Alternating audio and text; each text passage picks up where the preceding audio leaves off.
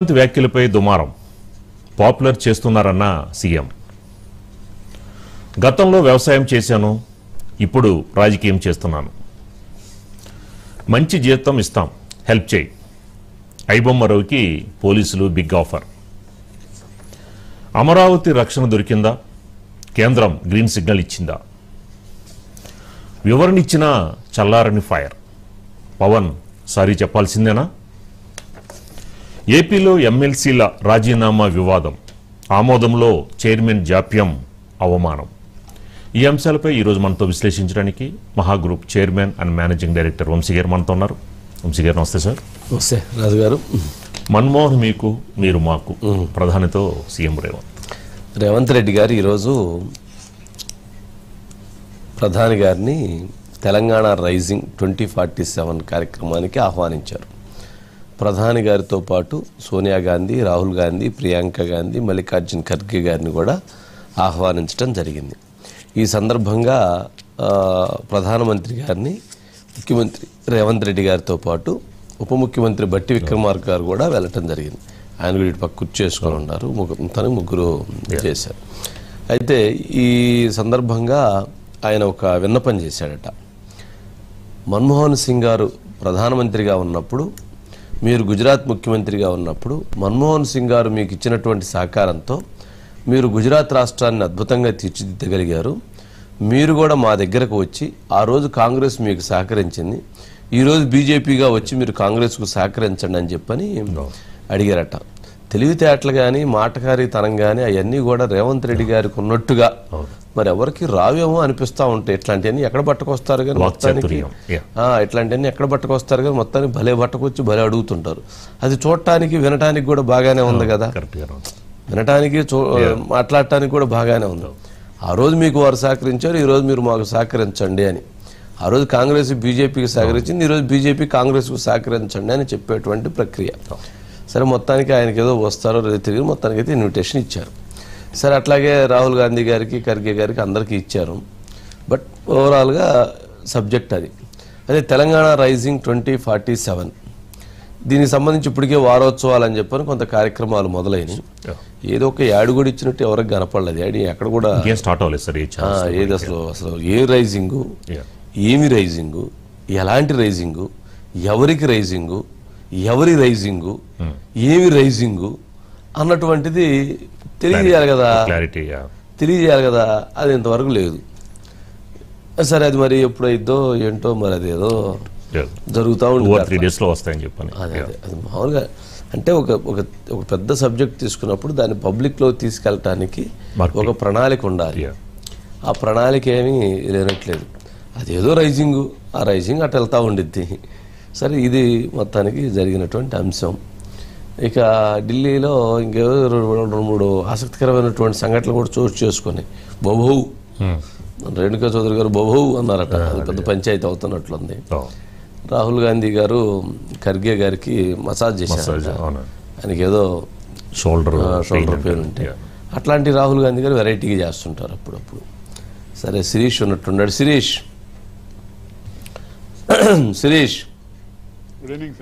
Good evening. ఏంటి మొత్తానికి రైజింగ్కు వస్తా అన్నాడా, రానన్నాడా, ఏం చెప్పారు?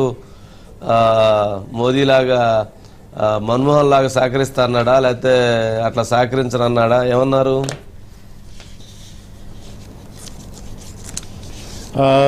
రాష్ట్ర ముఖ్యమంత్రిగా బాధ్యతాయుతమైన పదవిలో ఉన్న ఆయన కర్తవ్యం నెరవేర్చారు. మరి కేంద్ర ప్రభుత్వం దీనిపైన ఏ విధంగా స్పందిస్తుందో చూడాలి. పవన్ కళ్యాణ్ గారి సినిమాలో ఒక డైలాగ్ ఉంది, ఎక్కడ తగ్గాలో తెలిసినోడు ఎక్కడ నెగ్గాలో తెలుసుకోగలుగుతాడు అన్నట్టు. కాంగ్రెస్ పార్టీ నుంచి అంటే సొంత పార్టీ నుంచి విమర్శలు వస్తున్నప్పటికీ కూడా ప్రధానిని పెద్దన్న అని చెప్పేసి కూడా సంబోధిస్తూ అనేక సందర్భాల్లో ప్రధానిని పొగడ్డం కూడా జరిగింది. అంటే రాష్ట్ర ప్రయోజనాల దృష్ట్యా తన కార్యక్రమాలన్నీ కూడా చేస్తున్నాను, ప్రధానిని పొగుడుతున్నాను, ఎందుకంటే ఆయన ఒక దేశానికి ప్రధాని, ఒక పార్టీకి కాదు. సో ఈ నేపథ్యంలో అన్ని రాష్ట్రాలను కూడా సమానంగా చూడాల్సిన బాధ్యత, అన్ని రాష్ట్రాల అభివృద్ధి చెందడంలో కీలక పాత్ర సహకారం అందించాల్సిన బాధ్యత ప్రధానిగా ఆయనపై ఉంది.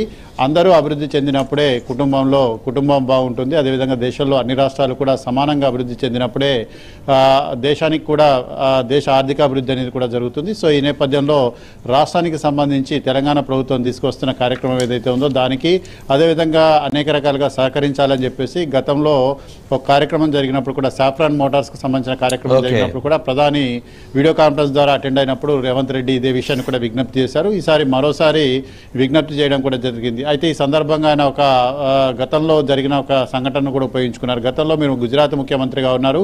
అప్పుడు మన్మోహన్ సింగ్ 10 సంవత్సరాల పాటు యూపీఏ 1 యూపీఏ 2లో ప్రధానిగా ఉన్నారు. గుజరాత్ అభివృద్ధికి ఆయన సహకరించారు. ఇప్పుడు మీరు కూడా మాకు సహకరించండి. తెలంగాణ అభివృద్ధి చెందితే ఆ అభివృద్ధిలో మీకు కూడా పేరు ఉంటుంది, మీకు కూడా భాగస్వామ్యం ఉంటుంది.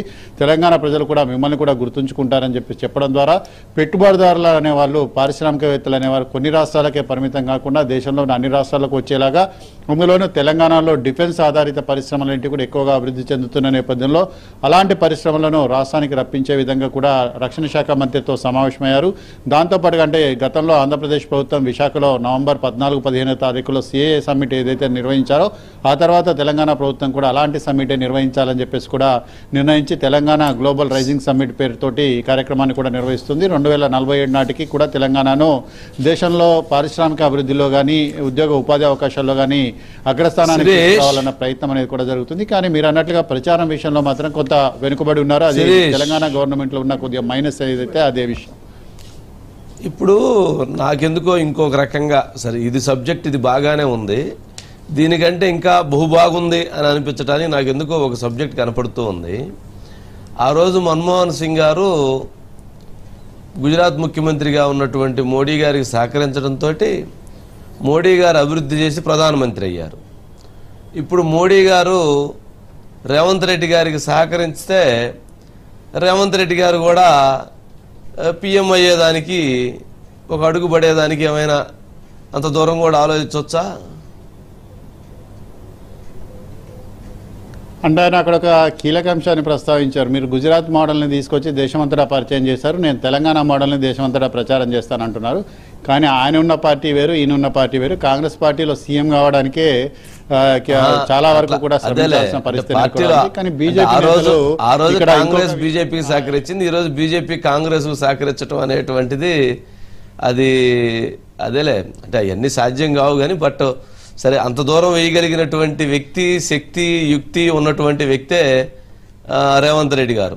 ఇందా మీరు అన్నారు ఎక్కడ తగ్గాలో ఎక్కడ నెగ్గాలో తెలిసిన వ్యక్తి అంటే అది పవన్ కళ్యాణ్ గారి సినిమా డైలాగు. కానీ అంటే ఎక్కడ తగ్గాలో తెలుసు, ఎక్కడ నెగ్గాలో, ఎలా నెగ్గాలో, ఎవరితో నెగ్గాలో, ఎవరికి కోసం నెగ్గాలో ఇన్ని రకాలు తెలిసినటువంటి వ్యక్తి రేవంత్ రెడ్డి గారు. అంతే కదా. ఇప్పుడు కనుక బీజేపీ కనుక సహకరించకపోతే తెలంగాణ స్టేట్లో బీజేపీ లేకుండా తొక్కేస్తానని చెప్పి రేవంత్ రెడ్డి గారు ఒక వ్యాఖ్య చేశారు. ఇది ఎప్పుడు చేశారు? మళ్ళీ చాలా సెన్సేషనల్ వ్యాఖ్య. ఇది ఎప్పుడు చేశారు? బయట ఏమన్నా ఉందా? ఏంటి బీజేపీని తెలంగాణలో దొక్కుతానారా లేకపోతే దేశవ్యాప్తంగా దొక్కుతానారా? తెలంగాణలో మాత్రమే. ఎప్పుడు కూడా రాజకీయాల్లో మనం ఎంతైతే తొక్కాలని చూస్తే అంత ఎదుగుతారు.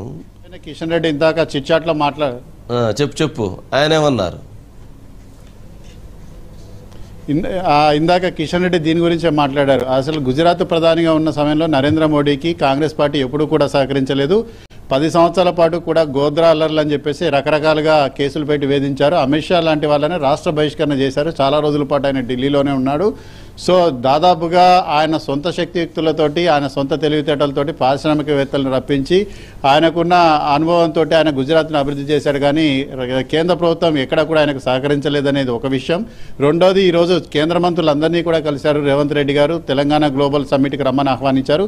కానీ నాకు మాత్రం ఆహ్వానం రాలేదు, నన్ను ఆహ్వానించలేదన్న విషయంగా కూడా ఆయన మాట్లాడడం కూడా జరిగింది. దాంతో పాటుగా ఫ్యూచర్ సిటీ అనేది కూడా తీసుకొస్తున్నారో ఈ కిషన్ రెడ్డి గారు అంటే పబ్లిక్ గానే ముఖ్యమంత్రి గారు మీరు బీఆర్ఎస్ పార్టీని కాపు కాస్తున్నారు, బీఆర్ఎస్ పార్టీని కాపాడుతుంటారు, మీరు బీఆర్ఎస్ పార్టీతో మీ సత్సంబంధాలు కొనసాగుతూ ఉంటాయని డైరెక్ట్ గా అంటుంటారు కదా. అందుకని కొంచెం అటువైపు ఉన్నారని అని ఉండరేమో, అందుకని పిలిచి ఉండరేమో. కానీ బండి సంజయ్ గారిని పిలుస్తారేమో, బండి సంజయ్ గారు అటున్నా కొద్దిగా ఇటువైపుగా ఉంటారేమోనని కొద్దిగా నానుడు ఒకటి ఉంది కదా కొంచెం.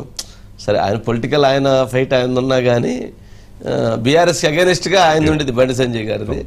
కిషన్ రెడ్డి గారిది బీఆర్ఎస్కి అగైనెస్ట్గా ఉన్నా కానీ ఎందుకు ఆయనకి అది కొంచెం దాన్ని తగిలిస్తూ ఉంటారు, దాన్ని ఏమంటాం దాన్ని ఫెవికిక్ లాగా అంటిస్తూ ఉంటారు. చూడాలి అది. శిరీష్ ఓకే, ఇంతవరకు బాగానే ఉంది. ఏంటి పార్లమెంట్ సెంట్రిక్గా బొబో గొడవ ఏంటి రేణుకా చౌదరి గారు ఏమన్నారు, ఏం జరిగింది? ఒకసారి ఆ బయట ఏదో ఉన్నట్లుంది, ఒకసారి బయట ప్లే చేయండి. అది కూడా ఒక స్పాటా ఒకసారి వేయండి. Spot please. ఎందుకు వచ్చిందా ఒక్కొక్కసారిగా